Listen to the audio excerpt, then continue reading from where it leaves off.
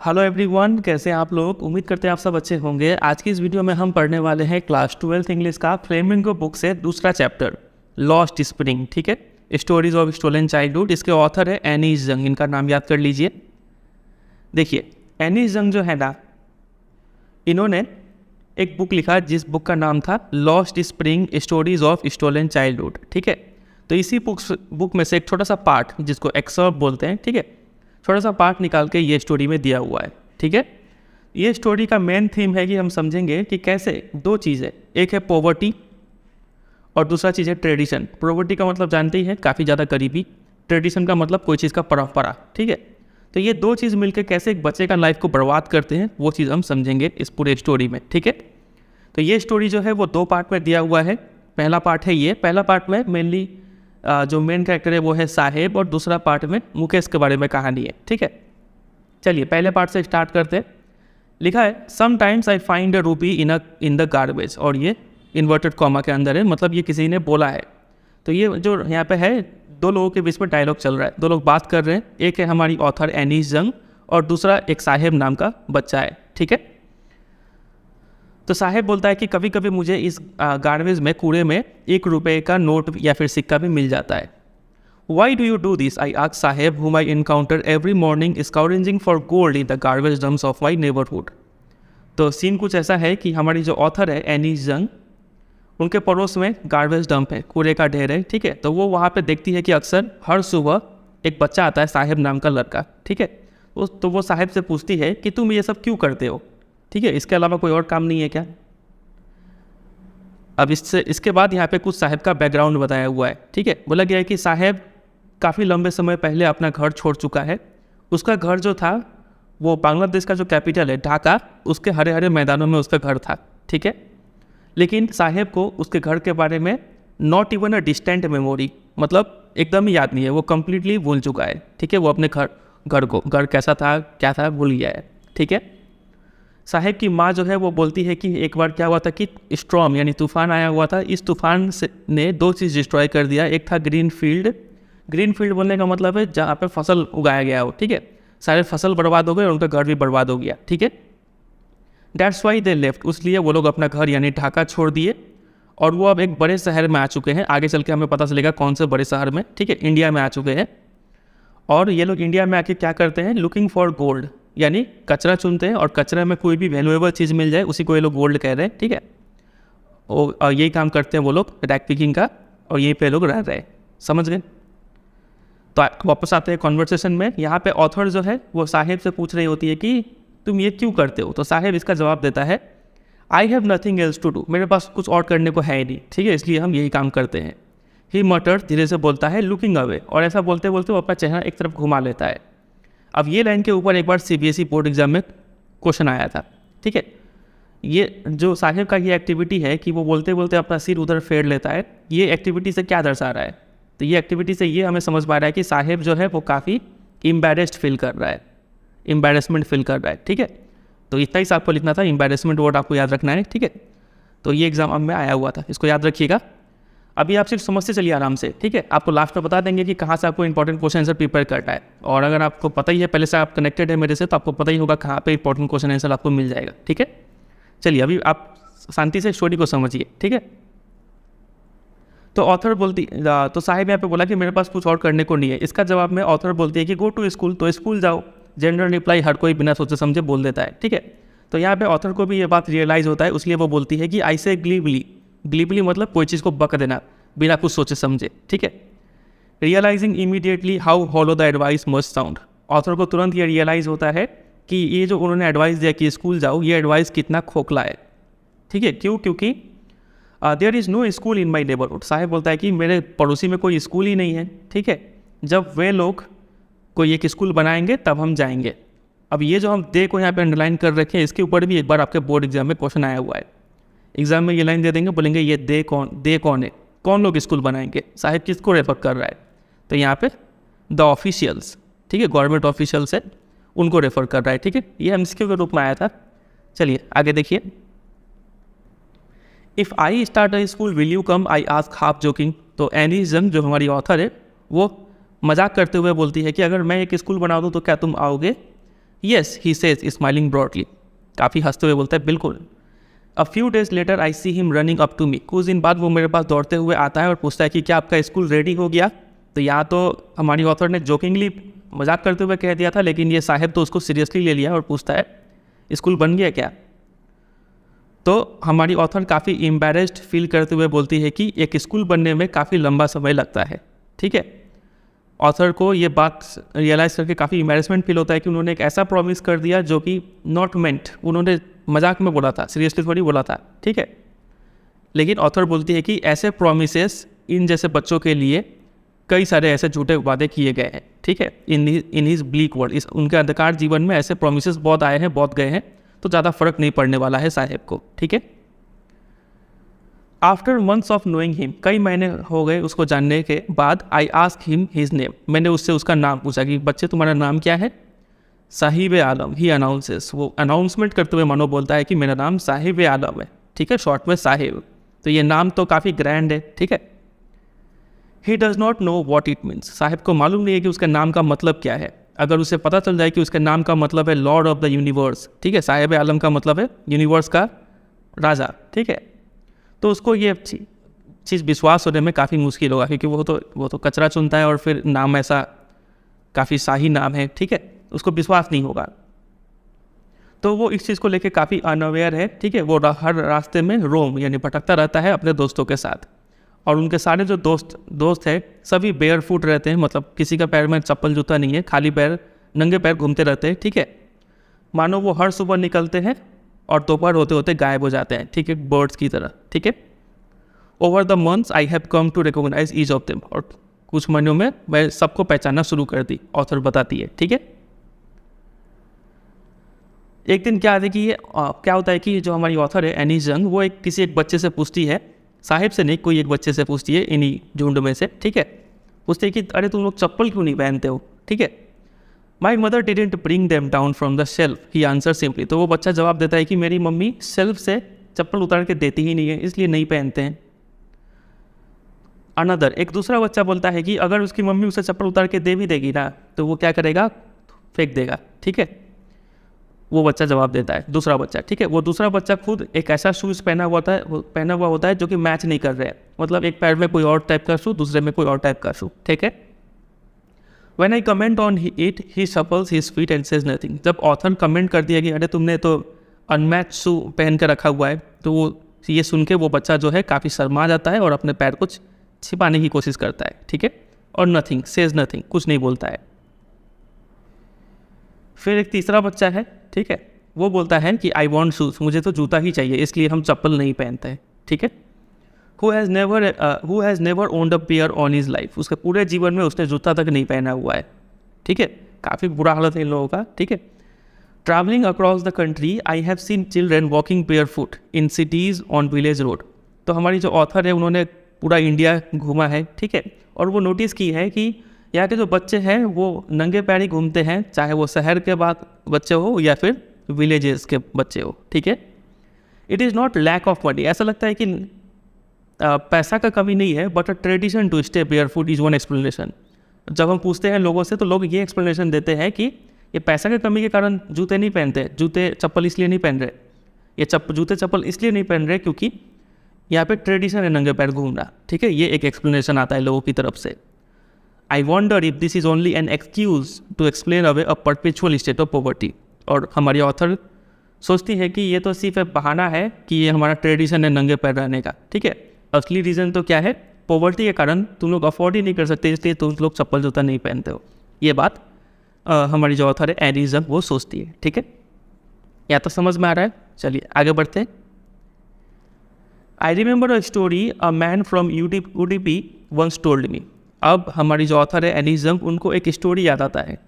ये स्टोरी जो है एक मैन था UDP से, वो मैन ऑथर को बोला हुआ था। ठीक है, स्टोरी ऐसा था कि as a young boy he would go to school past an old temple where his father was a priest. ये जो मैन था UDP का, वो बचपन में क्या करता था, एक स्कूल में जाता था। ठीक है, वो स्कूल एक ओल्ड टेम्पल को क्रॉस करके था, मतलब पहले ओल्ड टेम्पल आता था रास्ते में, उसके बाद स्कूल आता था। ठीक है, और इसी टेम्पल में उसके पिताजी पुजारी थे। ठीक है, he would stop briefly at the temple and pray for a pair of shoe. तो ये जो मैन था जब छोटा था वो थोड़े देर के लिए टेम्पल में रुकता था और क्या करता था, प्रे करता था कि उसको कहीं से भी एक पेयर ऑफ शू मिल जाए, जूते का जोड़ा मिल जाए, ठीक है। और 30 साल बाद I visited his town and the temple where which was now drowned in an air of desolation. अब 30 साल बाद जो हमारी ऑथर है वापस उस टाउन को विजिट करती है और टेम्पल को विजिट करती है, जिस टाउन का माहौल काफ़ी क्या था, डेसोलेशन, काफ़ी लगभग निराशा सा लग रहा था वहाँ पे, ठीक है। इन द बैकयार्ड, टेम्पल का जो पीछे का एरिया था, ठीक है, where live the new priest, अब वहाँ पे एक नया पुजारी आ चुका था।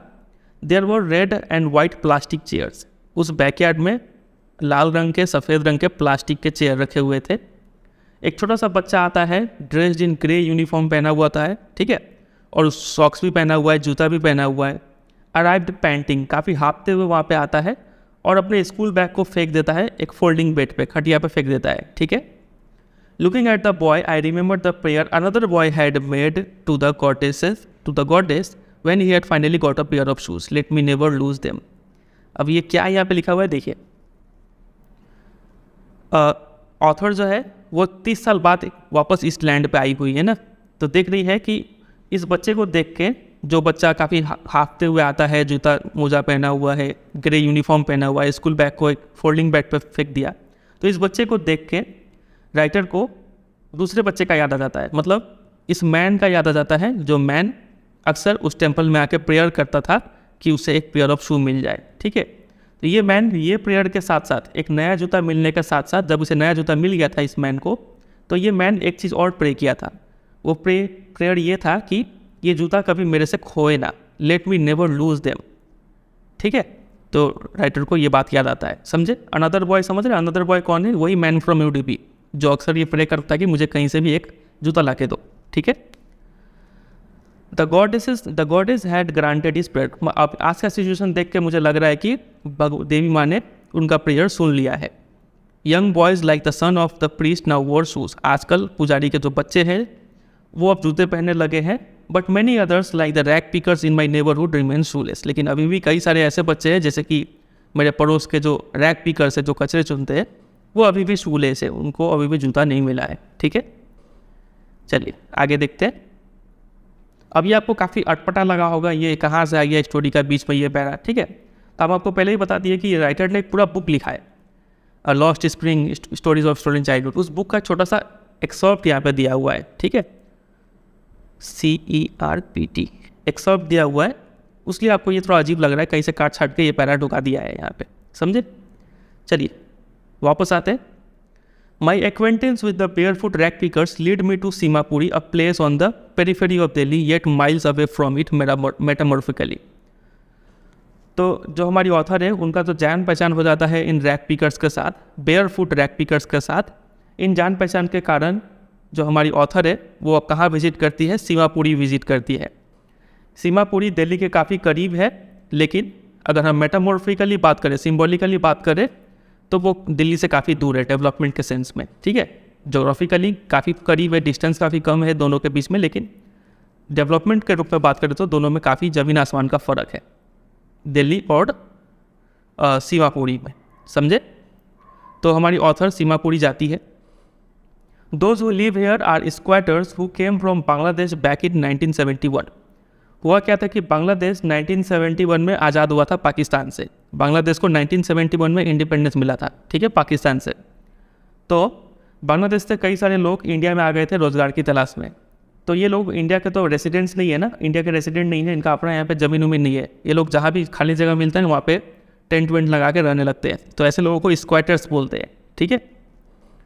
तो सीमापुरी में ऐसे स्क्वाटर्स बहुत सारे हैं। Saheb's family is among them, तो साहेब का भी फैमिली उसी में से एक है। इसका मतलब साहेब अब कहाँ पे रह रहा है, सीमापुरी में रह रहा है, समझे कि नहीं।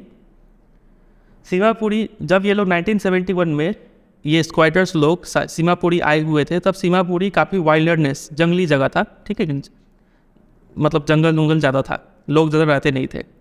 आज भी जंगली है, लेकिन फ़र्क सिर्फ इतना है कि ये आज खाली नहीं है, यहाँ पे काफ़ी सारे स्क्वाटर्स रहने लगे हैं, ठीक है। घर किस टाइप के देखिए, तो मिट्टी के बने हुए घर हैं, टीन के रूफ या फिर टर्पॉलिन तिरपाल के रूफ लगे हुए हैं। कोई सीवेज सिस्टम नहीं है, टॉयलेट वर्क है, कैसे जाएगा पता नहीं, ठीक है, सेफ्टी टैंक नहीं बना हुआ है, ड्रेनेज का सिस्टम नहीं है, रनिंग वाटर नहीं है, इतना बुरा हालत में भी 10,000 रैक पिकर्स रह रहे हैं, ठीक है। They have lived here for more than 30 years, तो लगभग 30 साल ये लोग यहाँ पर रह चुके हैं। विदाउट एन आइडेंटिटी, कोई एक पहचान नहीं है इनके पास पहचान पत्र नहीं है। विदाउट परमिट, क्योंकि ये लोग बिना परमिशन के इंडिया में आ चुके हैं। लेकिन इनके पास रेशन कार्ड है, जिसके कारण ये लोग का नाम वोटर लिस्ट में आ चुका है। इनके पास वोटर आईडी कार्ड है, रेशन कार्ड है, ठीक है। और इसके कारण ये लोग कुछ ग्रेन भी खरीद पाते हैं इंडिया में, समझे। अब ऐसे देखा जाए तो वोटर कार्ड भी एक आइडेंटिटी कार्ड है, ठीक है। लेकिन पता नहीं क्यों यहाँ पे लिखा हुआ है ऐसे कि कोई आइडेंटिटी नहीं है, पहचान नहीं है इनका, लेकिन इनके पास राशन कार्ड है और वोटर लिस्ट में इनका नाम है, ठीक है। मतलब ये लोग वोट तो देते हैं, राशन भी खाते हैं, ठीक है। Food is more important for survival than an identity. बोला जा रहा है कि पहचान के लेके क्या करेंगे, खाना मिल गया वही बहुत है, राशन कार्ड तो है इनके पास, ठीक है। If at the end of the day we can feed our families and go to bed without an aching stomach, we would rather live here than in the fields that gave us no grain. बोला जा रहा है कि अगर हम यहाँ पर रह रहे और दिन के अंत में अगर हम अपने परिवार को खाना खिला पा रहे और बिस्तर में सो पा रहे हैं खाली पेट, मतलब बिना खाली पेट अगर हम बिस्तर में सो पा रहे तो हम यहीं पर रहेंगे। हम अपने फील्ड को क्यों विजिट करें, मतलब बांग्लादेश क्यों जाए जहाँ पे कोई फसल नहीं उगता है, ठीक है।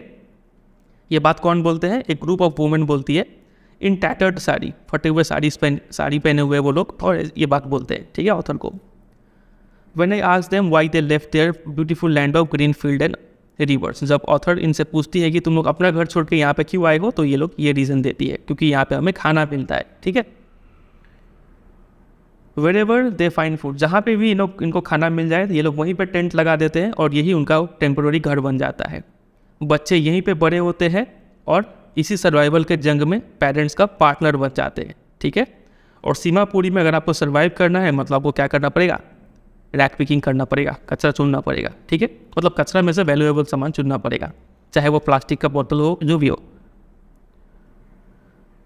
तो कई सालों के बाद, ठीक है, कई साल ये सब काम करने का बाद लग रहा है कि कचरा तो पिकिंग, ये जो काम है ना रैक पिकिंग करने का, ये मानो एक फाइन आर्ट बन गया वो। मतलब ये कचरे में से कोई वैल्यूएबल चीज़ निकालना ये एक स्किल हो गया है, ठीक है। इन लोगों के लिए, इनके लिए कचरा नहीं है, इनके लिए कचरा गोल्ड है, ठीक है। ये क्योंकि इसी कचरे के बदौलत उन्हें डेली का रोटी मिलता है, सिर के ऊपर एक छत मिलता है, ठीक है। भले ही वो छत लीकिंग ही क्यों ना हो, पानी क्यों ना छूता हो, लेकिन वो छत तो है, ठीक है। लेकिन एक बच्चे के लिए तो ये उससे भी ज़्यादा है, ठीक है। साहेब बोलता है कि कभी कभी मुझे तो 1 रुपये भी मिल जाता है और इवन 10 रुपी नोट, कभी कभी 10 रुपये का नोट भी मिल जाता है। ये पता है, ये लाइन स्टार्टिंग में दिया हुआ था, ठीक है। ये बात साहेब बोलता है ऑथर को, और ये बोलते हुए उसका आंखों में एक अलग टाइप का चमक दिखता है, ठीक है। तो ऑथर यहाँ पे बोलती है कि जब आपको गार्बेज में एक अगर चांदी का सिक्का मिल जाए तो आप सेटिस्फाई होकर छोड़ नहीं देंगे। स्काउरेंजिंग मतलब ढूंढना, और कचरा चुनना आप बंद नहीं करेंगे, बल्कि आप और ध्यान से और एनर्जी के साथ कचरा चुनेंगे, क्योंकि आपको ये होप रहेगा कि कुछ और भी मिल जाए, ठीक है। तो ऐसा लग रहा था कि सीमापुरी के जो बच्चे हैं इनके लिए गार्बेज का मतलब कुछ और ही है, ठीक है, और पेरेंट्स के लिए गार्बेज का मतलब कुछ और ही है। यहाँ पे बच्चों के लिए गार्बेज का मतलब एक रहस्य है, एक वंडर है कि यहाँ पे पता नहीं क्या सरप्राइज मिल जाए, ठीक है। और एल्डर्स यानी पेरेंट्स के लिए गार्बेज का मतलब क्या है, ये एक मीन्स ऑफ सर्वाइवल है। इनसे इनको ब्रेड मिलता है, हेड के ऊपर रूफ मिलता है, ठीक है। चलिए, फिर एक सुबह क्या होता है कि ठंडी की सुबह रहता है, मतलब ठंड का सुबह रहता है। ऑथर जो है वो साहेब को देखती है। साहेब कहाँ खड़ा है, ऑथर के पड़ोस में ही एक क्लब है, ठीक है, जहाँ पे कुछ दो यंग मैन वाइट कपड़े पहने हुए थे और टेनिस खेल रहे थे, ठीक है। तो उसी क्लब के जो फेंस गेट था, गेट पे खड़ा होकर साहेब देख रहा था इस टेनिस गेम को। आई लाइक द गेम, और देखते हुए बोलता है कि मुझे ये गेम काफ़ी पसंद है, और काफ़ी वो कंटेंट ये सेटिस्फाइड है इस गेम को देखते हुए, ठीक है। I go inside when no one is around, he admit. Saheb ये एडमिट करता है, मतलब ऑथर से बोलता है कि मैं अंदर तब जाता हूँ जब अंदर कोई नहीं रहता है। जो गेट कीपर है, जो गार्ड है, वो मुझे वहाँ पे झूला भी झूलने देता है, ठीक है। Saheb too is wearing tennis shoes, और आज तो एक अजीब बात यह भी है कि साहेब भी जूता पहना हुआ था। भले इस डायग्राम में तो खाली पैर ही है, लेकिन यहाँ पे लिखा हुआ है कि वो टेनिस शूज़ पहना हुआ था, जो कि काफ़ी अजीब से दिख रहे थे उसके डिसकलर्ड शर्ट और शॉर्ट्स पे। जो वो हाफ पैंट पहना हुआ था, जो शर्ट पहना हुआ था, तो काफ़ी पुराने फटे चीटे थे, उस पर उसने एक टेनिस शू पहन लिया था। अब आप सोच रहे होंगे कि ये गरीब बच्चे के पास, साहिब के पास ये टेनिस शू आया कहाँ से, क्या इसने चोरी किया क्या? चलिए देखते हैं। साहिब यहाँ पे बोलता है कि someone gave them to me, he says in a manner of explanation. मानो वो एक्सप्लेन करते हुए बोलता है कि किसी ने मुझे ये दिया है, मतलब किसी ने साहिब को जूते दिए हैं, ठीक है। The fact that they are discarded shoes of some rich boy who perhaps refused to wear them because of a hole in one of them does not bother him. अब हमें समझ में आया कि एक रिच बॉय था, rich boy ने उस शू को डिस्कार्ड कर दिया, ठीक है, इसलिए रिफ्यूज़ कर दिया पहनने से, क्योंकि उसमें से एक जूते में क्या था, होल था, ठीक है। इसलिए उस रिच बॉय ने ये जूता फेंक दिया, मतलब ये जूता साहिब ने ले लिया, ठीक है, और ये जूता पहन के काफ़ी खुश है, समझ रहे हैं। और ये इस बात से साहिब को कोई फ़र्क नहीं पड़ता है कि ये रिच बॉय ने फेंका हुआ जूता उसने पहना है, ठीक है, उसको कोई फ़र्क नहीं पड़ता है, क्योंकि साहिब एक ऐसा लड़का है जो अपने पूरे लाइफ बेयर फुट, नंगे पैर घूमता रहा है, तो उसके लिए एक जूता मिल जाना, भले ही उसमें एक होल क्यों ना हो, उसके लिए तो ये क्या है, like a dream come true, उसका सपना मानो सच हो गया हो ऐसा जूता पहन के। समझ रहे हैं आज भी कैसे कैसे लोग रह रहे हैं। अब आप क्या दोष देंगे, इसका किस्मत ही बुरा है, ठीक है, कि ये ऐसे माहौल में पैदा हो गया। But the game he is watching so intently is out of his rich. लेकिन वो गेम, यानी जो टेनिस गेम, वो कितने ध्यान से जो देख रहा था, ये उसके पहुँच के बाहर है, जो भले ही वो जूता क्यों ना पहन के आया वो, समझ रहे। This morning Saheb is on his way to the milk booth. अब उस दिन क्या हुआ था, साहेब, ठीक है, कहाँ जा रहा था, एक मिल्क बूथ में जा रहा था जहाँ पे दूध मिलता है, ठीक है, और वो अपने हाथ में स्टील कैनिस्टर लिया हुआ था, स्टील का केन लिया हुआ था, समझ रहे, इसमें दूध था, ठीक है। और साहिब बोलता है कि I now work in a tea stall down the road, he says pointing in the distance. वो हाथ से इशारा करते हुए बोलता है कि मैं उस चाय दुकान में काम करता हूँ, ठीक है, और चाय दुकान में वो स्टील के कैनिस्टर में दूध लेके जा रहा था, ठीक है। I am paid 800 rupees and all my bill. Sahib बोलता है कि मुझे 800 रुपये मिलता है खिला पिला के, ठीक है, 2 टाइम का खाना और 800 रुपये मिलता है। Does he like the job, I ask. Author पूछती है साहिब से कि क्या तुमको ये जॉब पसंद आ रहा है। पहले साहिब का जॉब क्या था, रैक पिकिंग करना, कचरा चुनना। अब साहिब एक चाय दुकान में काम करता है, तो क्या ये नया काम उसको पसंद आ रहा है क्या? तो ये क्वेश्चन सुन के ही साहिब का फेस जो था, has lost the care free look. Sahib का जो चेहरा था वो अचानक से मुरझा गया। पहले साहिब भले ही कचरा चुनता था, लेकिन वो काफ़ी केयर फ्री था, किसी के अंडर नहीं था। कचरा अच्छा मिला तो खाएगा, कचरा नहीं मिला तो मतलब कुछ वैल्यूएबल चीज़ नहीं मिला तो वो नहीं खाएगा, भूखा सो जाएगा। लेकिन वो अपना मालिक खुद था उस समय में।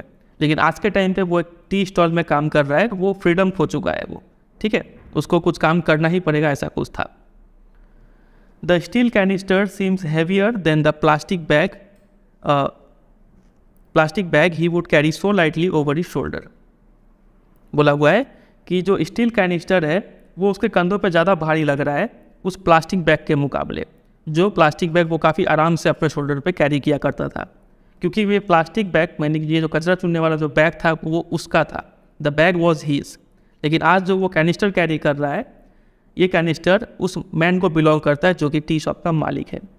साहेब is no longer his own master. Saheb अब अपना मालिक नहीं रहा है, ठीक है, वो किसी और का गुलाम बन चुका है। समझे कि नहीं? तो इसी के साथ ये पहला पार्ट एंड हो जाता है। काफ़ी अच्छा था, उम्मीद करता है आपको इसमें कुछ सीखने को भी मिला होगा। आपके घर में तो आपको सब चीज़ मिल रहा होगा, रेडी खाना कपड़ा सब चीज़ मिल रहा होगा, तभी भी आप हो सकता है दुखी हो, कंप्लेन कर रहे हो कि अरे मेरे लाइफ में कितना टेंशन है, दुख है, ठीक है। लेकिन अगर आप इन सब बच्चों को देखें तो लगेगा कि हम लोग तो काफ़ी खुशनसीब है, यानी कि हम खुद भी, ठीक है, कि हम लोग को चलो ऐसा दिन नहीं देखना पड़ा, इतना स्ट्रगल नहीं करना पड़ा, कम से कम हम लोगों के माँ बाप ने पढ़ा तो दिया एटलीस्ट, ठीक है। चलिए, इस मामले में हम लोग काफ़ी लकी है। अब है दूसरा part, I want to drive a car. अब ये स्टोरी है मुकेश के बारे में, दूसरा पार्ट, ठीक है। मुकेश नाम का एक लड़का है, वो बोलता है कि insist on being his own master. Mukesh का मन है कि वो अपना मास्टर खुद बनेगा, इसी को कंटिन्यू किया गया है, ठीक है, क्योंकि साहेब, इसका कहानी तो ख़त्म हो गया ना, साहेब अपना मास्टर अब नहीं रहा था, ये कहानी भूल जाइए। अब मुकेश पे आइए। मुकेश बोलता है कि मुझे अपना मास्टर खुद बनना है, ठीक है, और वो बोलता है कि मैं एक मोटर मैकेनिक बनूंगा। ही अनाउंस करते हुए बोलता है कि मुझे क्या बनना है, मोटर मैकेनिक बनना है, ठीक है। Do you know anything about cars, I ask. Author उससे पूछती है कि क्या तुमको कार के बारे में कुछ मालूम है। तो मुकेश जवाब देता है कि मैं पहले कार चलाना सीखूंगा, ठीक है। और एकदम ऑथर के आंखों में आंख डालकर बात करता है ये, मतलब काफ़ी कॉन्फिडेंस के साथ बोलता है कि मुझे बनना ही है motor mechanic. His dreams looks like a mirage amidst the dust of street that fill his town Firozabad famous for its bangles. अब ये काफ़ी इंपॉर्टेंट लाइन है, देखिए। मुकेश का जो ड्रीम है, ड्रीम क्या है, एक मोटर मैकेनिक बनना। ये ड्रीम एक मिराज की तरह है। मिराज क्या होता है, एक ऑप्टिकल फिनोमेनन है, मतलब कोई भी डेजर्ट एरिया है, जब काफ़ी ज़्यादा टेम्परेचर हो जाता है और अगर आप यहाँ से जा रहे हैं तो आपको ऐसा लगेगा, ऐसा इल्यूजन होगा कि यहाँ पे पानी है, ठीक है, कुछ रिफ्लेक्शन वगैरह दिखने लगता है। तो इसी फिनोमेनन को मिराज बोलते हैं। तो ये असलियत में पानी नहीं होता, एक भ्रम होता है, ठीक है। तो यहाँ पे मुकेश का जो ड्रीम है इसको एक मिराज बोला गया है, मतलब एक भ्रम की तरह बोला गया है। क्यों? क्योंकि मुकेश जो है वो फिरोज़ाबाद में रहता है, फिरोज़ाबाद के धूल भरे रास्तों में रहता है। और ये फिरोज़ाबाद शहर जो है ना, ये फेमस है अपने बैंगल्स यानी चूड़ियों के लिए फेमस है, ठीक है। चलिए आगे पढ़ेंगे तो समझ में आएगा क्यों यहाँ पे ऑथर ऐसा बोल रही है, क्यों उसके ड्रीम को मिराज कहा उसने, क्यों भ्रम है, मुकेश क्यों अपना ये सपना पूरा नहीं कर सकता है। देखिए, फिरोज़ाबाद में क्या होता है कि हर दूसरा फैमिली बैंगल मेकिंग बिजनेस में इंगेज्ड है। हर दूसरा फैमिली चूड़ी बनाता है, ठीक है। इंडिया का जो ग्लास ब्लोइंग इंडस्ट्री है मतलब उसका सेंटर है ये फिरोज़ाबाद, ठीक है। सबसे ज़्यादा चूड़ी फिरोज़ाबाद में बनता है। Where families have spent generations working around furnaces welding glass making bangles for all the women in the land it seems. मानो इस धरती पे जितने भी वुमेन हैं सबके लिए चूड़ियाँ इसी लैंड यानी इसी फिरोज़ाबाद से बन के आ रहा है। यहाँ पे लोग जो है कई सारे पीढ़ियों से ये काम करते हुए आ रहे हैं, ठीक है। भट्टी करके काम करते हैं, ग्लास को वेल्ड करते हैं और बैंगल्स बनाते हैं, ठीक है। तो मुकेश का फैमिली भी इसी में से एक था। मुकेश का फैमिली भी क्या करते थे, बैंगल्स बनाते थे। लेकिन इन लोगों को ये बात मालूम नहीं था कि इस काम में बच्चों को इन्वॉल्व करना इलीगल है, क्योंकि ये एक चाइल्ड लेबर है, ठीक है। क्योंकि ग्लास फर्नेस में काम करना, जहाँ पे ग्लास को पिघलाया जाता है, इसका जो भट्टी होता है वहाँ पे काफ़ी हाई टेम्परेचर हो जाता है। और जो रूम्स होते हैं वो काफ़ी डिंजी सिकुड़े छोटे छोटे होते हैं, जहाँ पे ठीक से ना हवा आता है ना लाइट आता है, ठीक है। तो ऐसी जगह पे बच्चों को काम कराना काफ़ी इलीगल होता है, ठीक है। और अगर यहाँ पे लॉ लागू कर दिया जाए तो यहाँ पे मुकेश और इसके जैसे जो 20,000 बच्चे हैं ये इस गर्म भट्टी से बाहर आ जाएंगे, ठीक है। यहाँ पे ऐसे 20,000 बच्चे काम करते हैं और ये अपना जो डे लाइट आवर्स है उसको स्लॉग करते हैं। Slog their daylight hour मतलब दिन में काफ़ी मेहनत से काम करते हैं लोग। और इस भट्टी में जहाँ पे लाइट नहीं है, आपको सिर्फ मतलब आग ही देखते रहना है। तो आप लगातार सिर्फ आग देखते रहेंगे ना तो आपका आँख पे काफ़ी बुरा असर पड़ता है।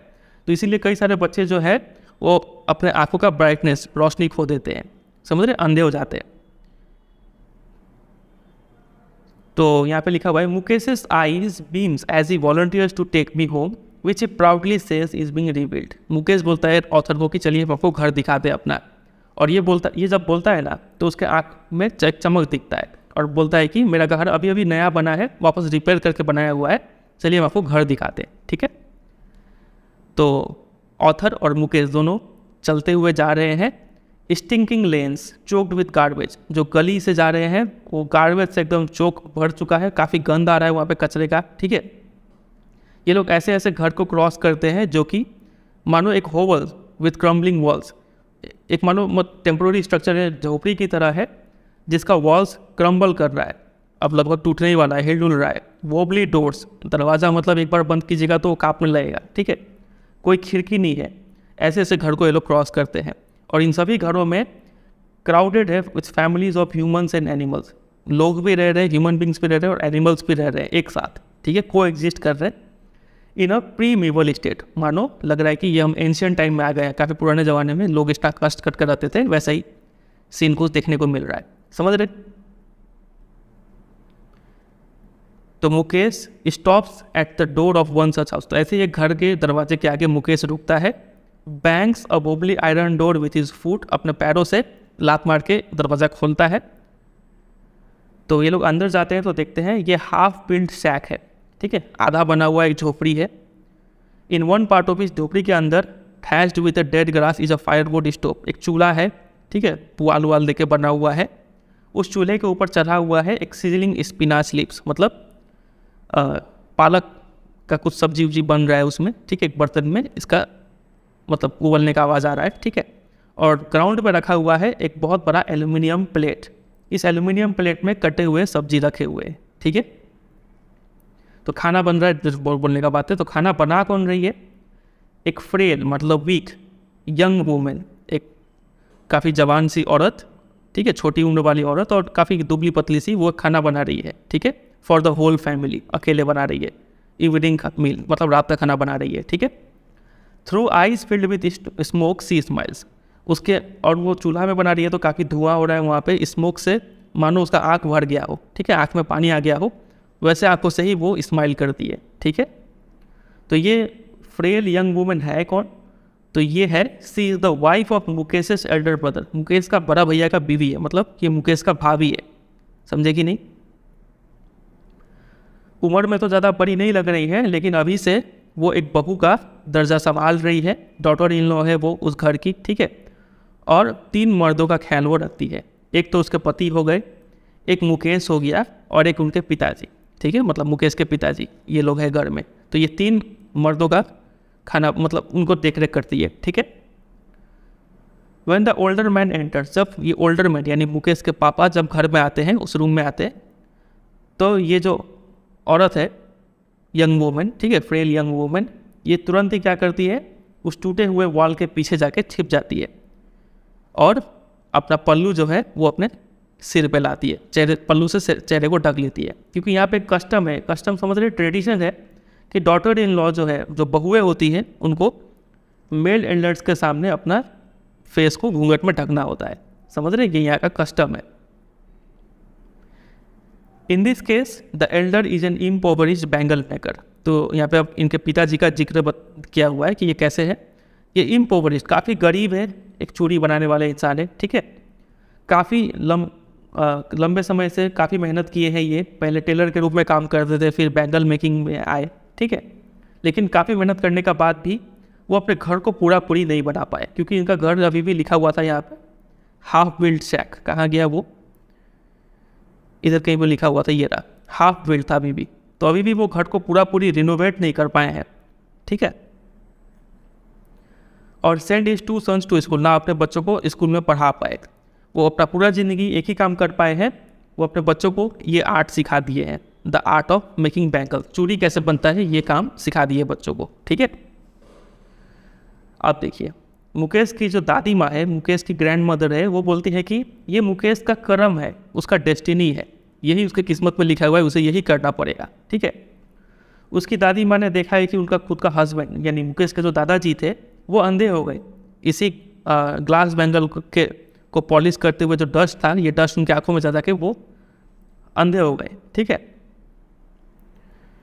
तो दादी माँ बोलती है कि can a God given lineage ever be broken सिम्प्लाइज, वो बोलती है कि भगवान का दिया हुआ जो लीनेज है, जो काम है, ठीक है, ये हमारे पूर्वजों का दिया हुआ है, इस काम को हम तोड़ नहीं सकते, कोई हमारा घर से दूसरा काम नहीं कर सकता है, समझ रहे।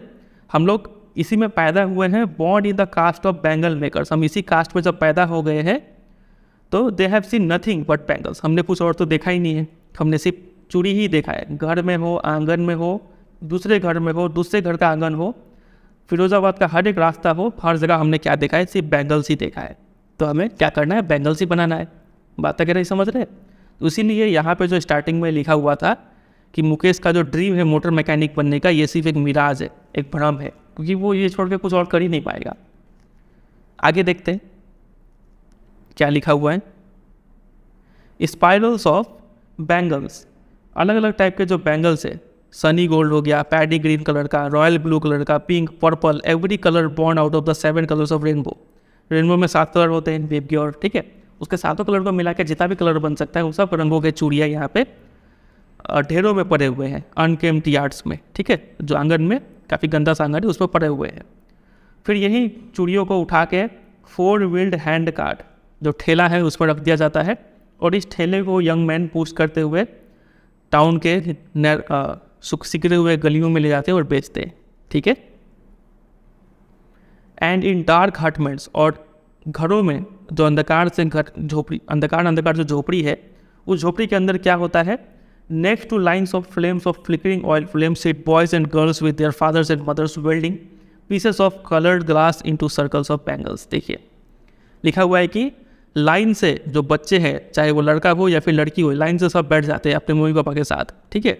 और उनके सामने क्या है, flames of flickering oil lamps, जो ऑयल का लैम्प होता है, डिबिया, ठीक है, वो रखा हुआ है उनके सामने, ठीक है। और ये इस डिबिये में क्या कर रहे हैं, कलर्ड ग्लास को वेल्ड कर रहे हैं इनटू सर्कल्स ऑफ बैंगल्स, गोल गोल चूड़ियाँ बना रहे हैं, समझ रहे हैं। तो अंधकार झोपड़ी में आप सिर्फ डिबिया के सामने बैठ के ग्लास को वेल्ड कर रहे हैं, जो कि काफ़ी शार्प लाइट देता है आपकी आंखों को।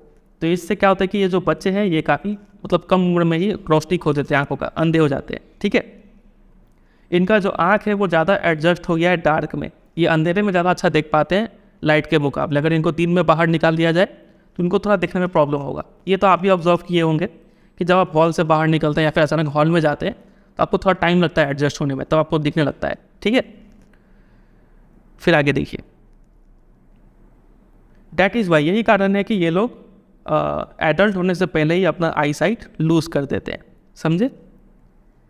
अब एक और लड़की है जिसका नाम है सविता, एक यंग गर्ल है जो कि ड्रैब पिंक ड्रेस पहनी हुई है। ड्रैब यानी जिसमें कोई ब्राइटनेस नहीं हो, रंग झड़ गया है, वैसे पिंक ड्रेस पहनी हुई है, ठीक है। वो एक एल्डरली वुमन के बगल में बैठी हुई है और क्या कर रही है, soldering pieces of glass, glass को जोड़ रही है, ठीक है। और उसके हाथ इतने तेज चल रहे हैं मानो मशीन की तरह काम कर रहे हैं, मशीन के किसी एक पार्ट की तरह उसके हाथ इतने तेज चल रहे हैं। I wonder if she knows the sanctity of the bangles she helps make. वो जो बना रही है, क्या बना रही है, चूड़ियाँ बना रही है। तो हमारी जो ऑथर है एलिसन, वो सोचती है कि क्या इसे पता है कि जो ये चूड़ियाँ बना रही है वो कितना सैंक्ट, मतलब कितना प्योर है, ठीक है, कितना मतलब पवित्र माना जाता है इन चूड़ियों को। क्योंकि चूड़ियाँ, बैंगल्स जो है वो क्या सिम्बलाइज करते हैं, ये किसी भी इंडियन वुमेन का सुहाग होता है, ठीक है, काफ़ी शुभ माना जाता है, ऑस्पिशियसनेस इन मैरिज, ठीक है। It will dawn on her suddenly one day, एक दिन अचानक उसे ये बात समझ में आएगा जब उसके सिर के ऊपर लाल रंग का दुपट्टा रख, मतलब क्या बोलते हैं उसको, घूंघट रख दिया जाएगा, ठीक है। और जब उसके हाथों में मेहंदी लगाई जाएंगी, ठीक है, और जब उसके हाथों में ये लाल लाल चूड़ियाँ डाली जाएंगी, तब उसे ये पता चलेगा कि ये चूड़ियों का महत्व क्या है, ठीक है। तब वो क्या बन जाएगी, एक बहू बन जाएगी, दुल्हन बन जाएगी, ठीक है। Like the old woman beside her who became one many years ago, ठीक उसी औरत की तरह जिसके बगल में वो बैठी हुई है, और ये औरत भी कई साल पहले एक बहू मतलब एक दुल्हन बनी होगी, ठीक है।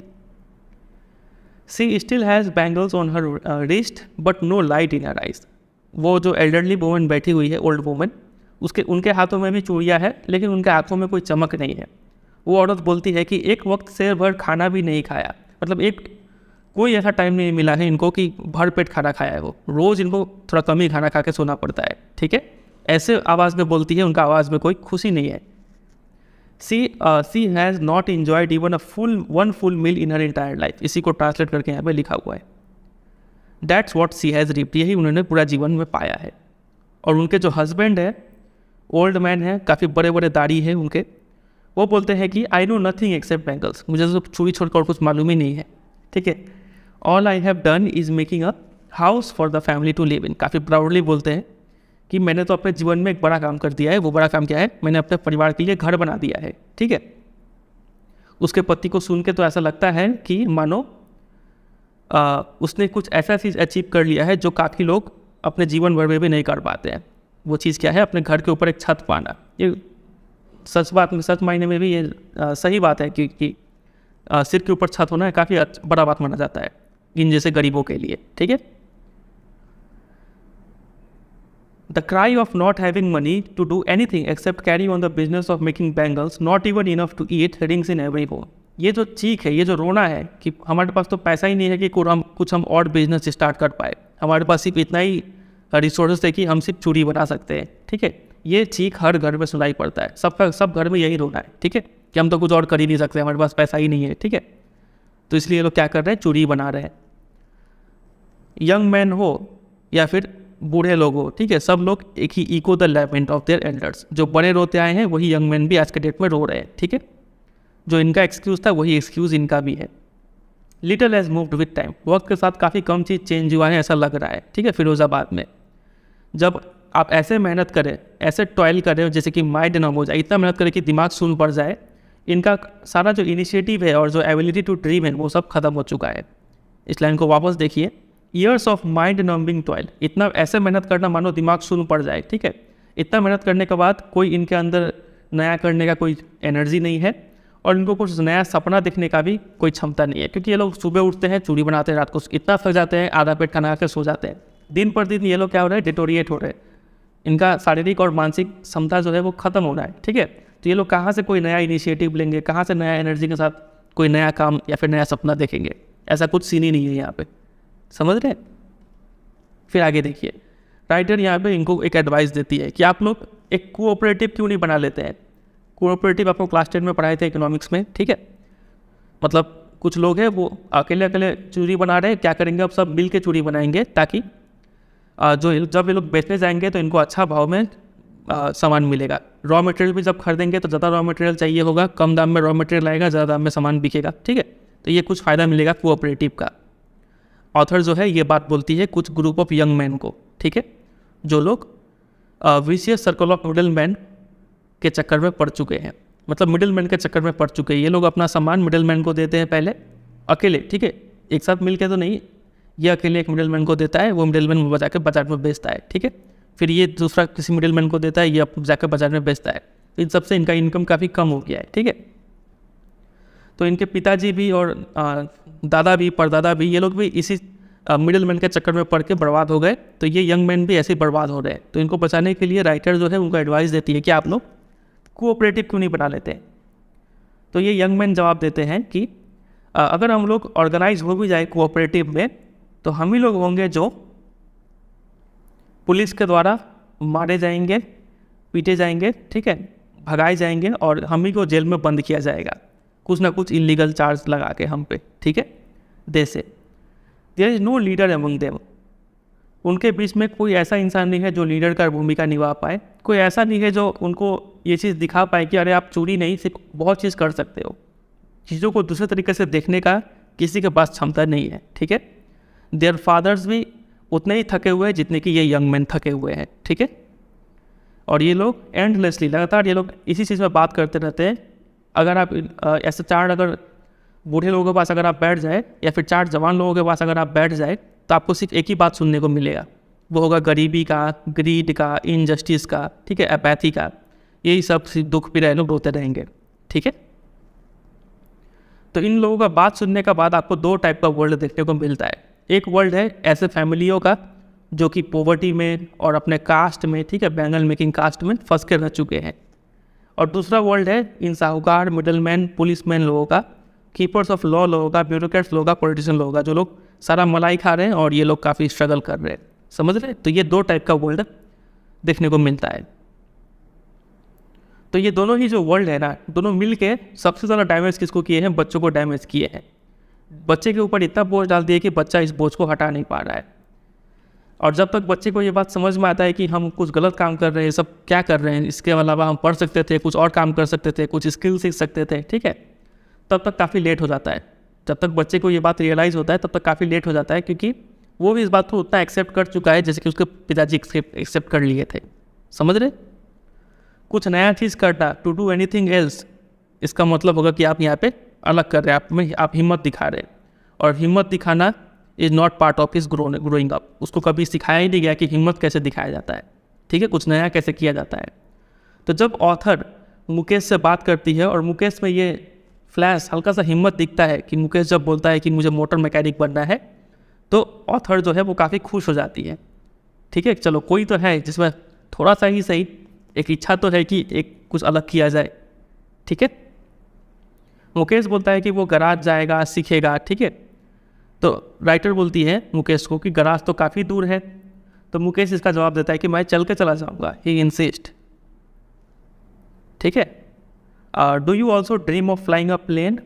ऑथर उससे पूछती है कि क्या आपको प्लेन फ्लाई कर एरोप्लेन उड़ाने का भी मन है क्या।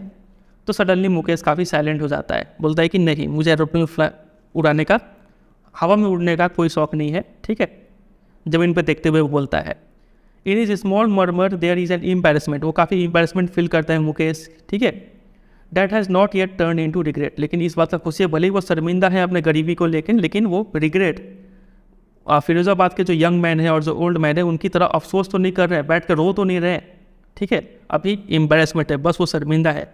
इसके अंदर अभी भी ये चाह है कि ये कुछ अलग करे, लेकिन ये यंग मैन और ये ओल्ड मैन तो इनके अंदर तो ये चाह मर चुका है, ठीक है।